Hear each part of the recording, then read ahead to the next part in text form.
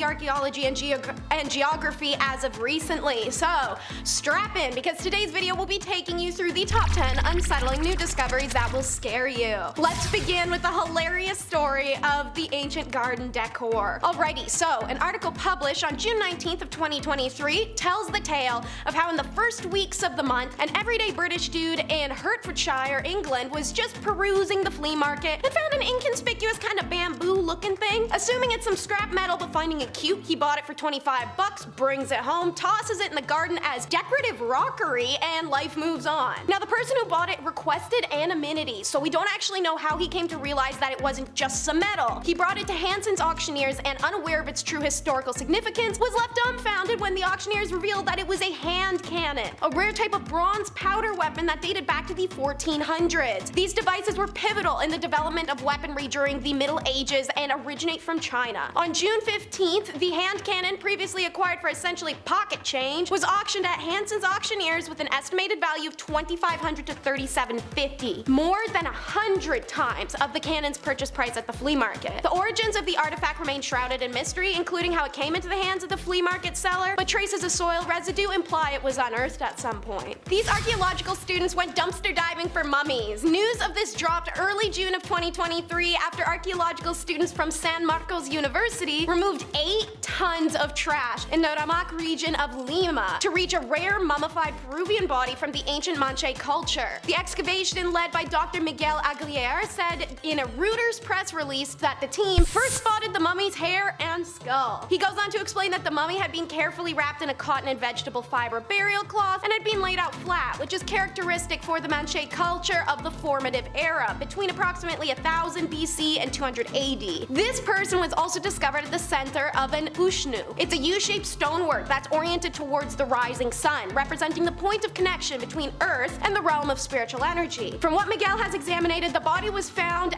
offered as a sacrifice during the last phase of construction of this temple. This is called a foundation ritual, which were significant in South America, Egypt, the Baltics. If you saw my video, the top 10 terrifying urban legends with historical backgrounds, you may know the specific foundation ritual they called Hitobashira in Japan. While every culture has practiced it and had its own name, the act was to place a person, live or dead, where the foundation of a building is to be laid and bury them beneath. Based off the mummification, unlike the poor peasant woman buried beneath Maruka Castle, this person was deceased pre-ritual. Alrighty, so this next point will actually tie into the one after it. So first up is the drought remains, part 1. March 18th, 2023, Catalan leader Pere Aragonés said that Barcelona and the surrounding region are dealing with one of the worst droughts in 50 years, which has led to the remnants of the famous Santa Roma to emerge for the first time since the dam was built in 1963 and drowned the town. You may not recognize the town by its name, but the picture of the half-water immersed church is actually pretty notorious online. Now revealed is the full structure of the church, an empty cemetery, and the foundations of other buildings and homes. The Romanesque church was consecrated in 1062. As beautiful as this is, like the Canadian wildfires, the drought is the earth trying to speak. For the first time, the Saw Reservoir is currently only 10% full, and access to the area has been restricted. Before now, those screenshots popped up online about how navigation apps inadvertently were saying people were submerged in water when they were standing on dry land. So, here is what the church looked like before and now after. This isn't good, guys. Spain's government warned about the eventual need for emergency measures to conserve water, and officials said the reservoirs connecting to the Ter Llobregat River, which provides the main water supply for Barcelona, have shrunk to 27% capacity. Alright, now it's the drought remains part 2. Only a couple months passed from those announcements, and now the remnants of the royal site La Isabela bathhouse, part of a small waterside community that began to emerge in 2022, are almost completely above ground now. This time last year, Spanish reservoirs were at 40% capacity on an average in early August. Beforehand, it was a 10-year average of around 60%. Now they are sitting at 22%. La Isabela was a spa town located on the banks of the Guadalquivir River. This spot was patronized by the Roman city nearby and called Santander, aka Well of Health, by Arabian people. Accurately so, because people came to seek relief from various diseases such as gout, epilepsy, seizure, rheumatism, skin eruptions, and so the site life. It became a pilgrimage, but also a locals haven. There are about 50 houses, all with many rooms for visitors and residents who are going to benefit from the thermal spa water. As in so many spas, its waters could be taken as a drink or in a bath. People preferred to use this particular spring as a drink despite the bad taste that sulfurous hot springs often have, even at low temperatures. Over the years, 2 casas, a church, and a few fountains that adorned the streets were added. In the immediate vicinity was a large orchard, and all the vegetation in the valley was very abundant, similar to that found in valleys that cross La Acaria. Then in 1942, the decision is made to douse the village and make it a reservoir. Since then, it's been under the waters, and now those waters sit at a 22% capacity. We are officially in the middle of the list, which means pizza fresco break. This is neither unsettling nor scary. I just desperately need some dopamine, so share the exciting news with me that on June 27th of 2023, the Italian ministry said, alright, we have something to show you, but please don't freak out. And they revealed to us this. It is a still life fresco, unearthed in Pompeii, of a pizza.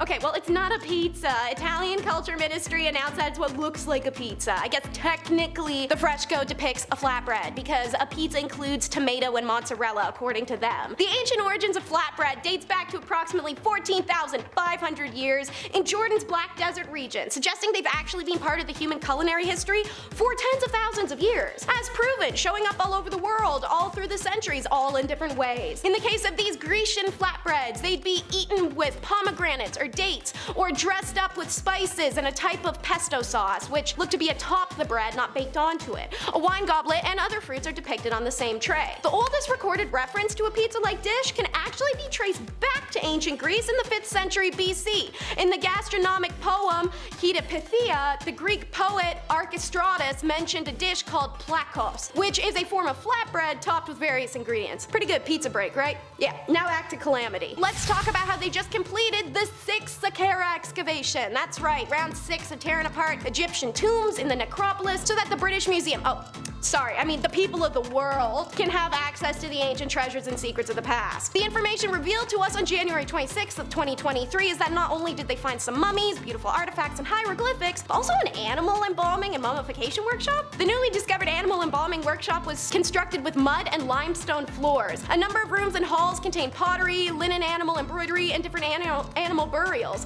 One room had a collection of bronze tools used for said mummifications and 5 stone beds for the most sacred of Egypt's animals to be mummified on. These would be cats or baboons or even a hippo. As for the peoples, they found 2 tombs. Tomb 1 is someone called Nihasaba, and Tomb 2 went by Menkeber. The names of these men and their wives are painted in the tomb, and alabaster statues are found painted in vibrant blues, catching their once live image. A campy classic hero has had his homeland found. Next up will be Conan Comes Home. June 24, 2023 is our latest update on the 14th year of excavation in the central Kikikal province of Turkey. That update? Japanese archaeologist Kimiyoshi Matsumura revealed that the Buklakale village, which is divided into upper and lower, was the first settlement of the Sumerians, an ancient equestrian nomadic people in Anatolia. Artifacts discovered at the site corroborate this, while also revealing the evidence of warfare within the constructed fortress. On the top layer, we found remnants from the Ottoman period. Below that, we found artifacts from the Hellenistic period, the time of Alexander the Great's arrival. Beneath that, we identified architectural remains, but before that, we found traces of the Lydians. Below that,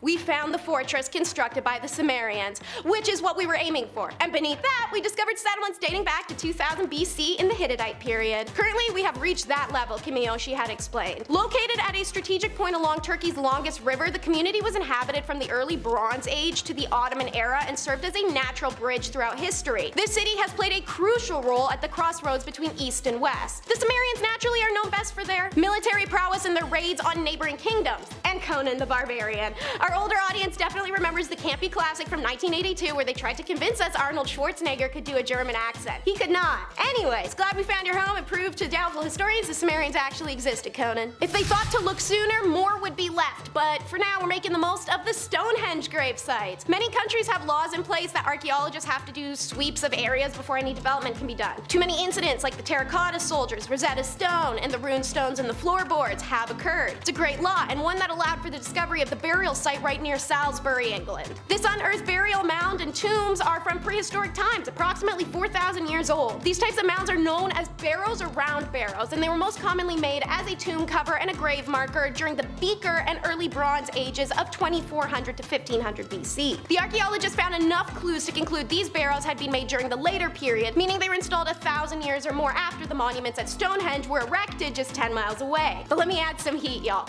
One of the burial mound's ditches showed clear signs of having been altered from slightly ovular to circular, with the latter representing the normal British Bronze Age preference. Based on the changed design, the archaeologists speculate that the oval-shaped barrow may have originally constructed during the British Neolithic period, 4100 to 2500 BC. This suggests the cemetery actually predates the early Bronze Age, and the burials may have taken place there for several centuries before the Bronze Age tomb was installed, aka before Stonehenge was assembled. Holy but the spice level still ain't enough, so let me pour some more on ya. What also makes this oval to circle tomb widely significant is it's a mass grave and it's the center of the circle. Archaeologists note that this type of group burial is most uncommon, and they are anxious to complete radiocarbon dating on the remains found and learn more about how the people in the grave lived and died. Whenever Poland shows up in archaeology news, about 50% of the time it's because they found more new vampire graves. Publicized in the first week of June 2023, archaeologists in Poland have excavated what's being called a mass suspected vampire grave. How can they tell? Probably the fact that 450 skeletons casually have their heads lodged between their legs, coins in their mouths, and bricks surrounding them. You know, the usual Polish techniques that were found on other vampire grave sites in that country in 2014 and 2016 and 2017 and 2022 and now in 2023. Suffice to say, after all the other vampire graves, the archaeologists are kind of in the habit of this now and can identify the obvious signs pretty quickly. In a Daily Mail article, archaeologist Maciej Skromski explained that in rural 19th century Poland, it was a common practice to behead vampires. Moreover, the act of placing the coin in the mouth was believed to negate the vampire curse and spreading its disease amongst the living. People also believed that certain types of brick prevented vampires from returning from the dead. In this case, over 30% of the 450 bodies had bricks on them. The archaeologists explained that people believed members of the deceased's family that died shortly after the vampire's funeral might also be vampires. Therefore, after burial, a grave could be dug up and the deceased's head cut off, which was then placed between the legs. But in the case of those who were suspected of being vampires themselves, evidence of decapitation after burial is rare. Take what you will from that. And of course, the very last on our list is the one I'm insanely excited about. They call it Netherlands Stonehenge. Even though the site near Tiel was discovered in 2017, the archaeologists weren't certain about what it was. There's scattered grave sites, mounds, and other fascinating installations. Complicating things further, approximately 200 archaeologists participated in the digs at the site at one time or another, leading to the work not being well coordinated and important findings not always shared. Ultimately, Kristen van der Linde from BAAC Archaeological and History Research pulls it together with this team, and they're able to now confirm the location was an ancient religious complex over 4,500 years ago. When did they confirm this? Drumroll please. 6 days ago. This amazing site, which some are already referring to as the Netherlands Stonehenge, has earned this title quickly because, like Stonehenge, the various features of the complex were carefully built to align with the sun, planets, or stars, or to signal important astronomical events. Also, like Stonehenge, marking the arrival of summer and winter solstice appeared to be a major priority. Archaeologists working at the site have discovered approximately 80 burials so far, and in case I'm not visibly vibrating with excitement yet, one of the graves contained a glass bead that was imported from ancient Mesopotamia, the oldest bead found in the Netherlands, and proof that the Bronze Age trading networks connected Northern Europe with parts of the near ancient East. Despite the tremendous separation in distance, archaeologists have also discovered the remains of animal skeletons, human skulls, and bronze tools and weapons placed in spots close to where the sun shone directly through openings into the complex's central mound. This suggests they're piled up in those locations for ritual purposes, possibly as sacrifices to some ancient forgotten god. It's estimated the site was used as a religious sanctuary for approximately 800 years after its initial construction in the late or early 2nd millennium BC, but it seems occupation continued for a long time after that. Obviously, they've got a lot of work ahead of them to do. Alrighty, thank you so much for tuning in, and I hope you enjoyed. Be sure to like and subscribe if you want to see more from us, and until next time, drop a comment down below on if you've known about any of these discoveries already, or which one was your favorite to learn about.